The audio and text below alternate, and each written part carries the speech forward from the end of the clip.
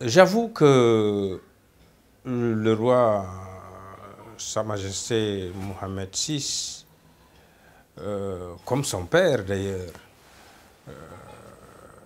le roi Hassan II, ont toujours affirmé clairement que le Sénégal est un pays frère au Maroc.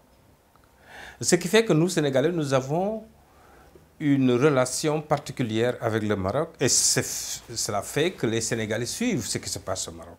Je me suis rendu plusieurs fois au Maroc.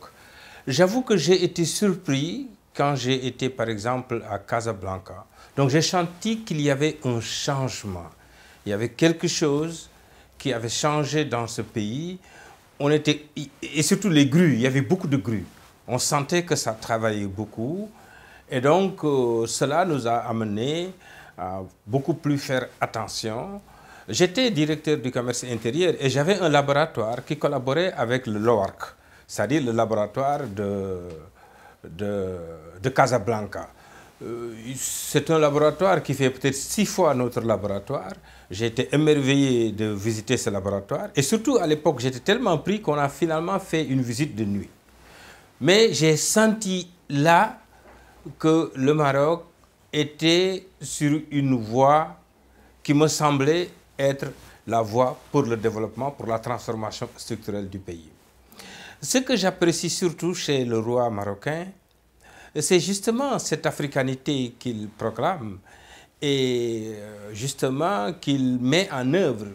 Les actes qu'il pose montrent qu'il croit en l'Afrique.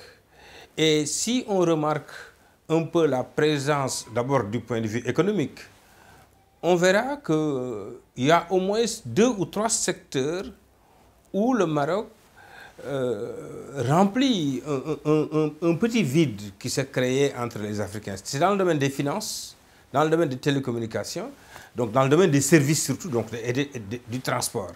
Mais ce qui m'a particulièrement frappé, c'est aujourd'hui la dimension que prend l'agriculture.